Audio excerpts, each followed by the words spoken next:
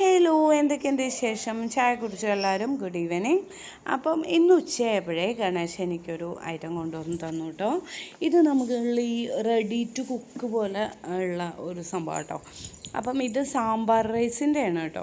അപ്പം സാമ്പാർ റൈസിൻ്റെ ആണ്.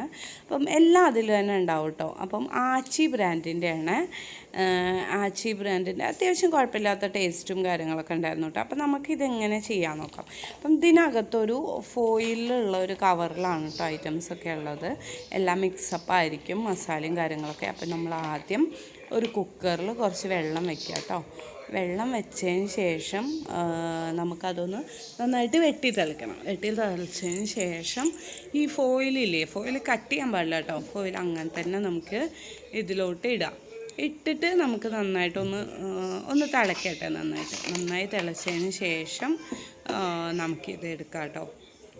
അപ്പം നന്നായി തിളച്ച് എടുത്തപ്പോൾ ഇങ്ങനെയാണ് കേട്ടോ സംഭവം വന്നെങ്കിൽ നല്ല ടേസ്റ്റ് ഉണ്ട്. ട്രൈ നോക്കൂ കേട്ടോ.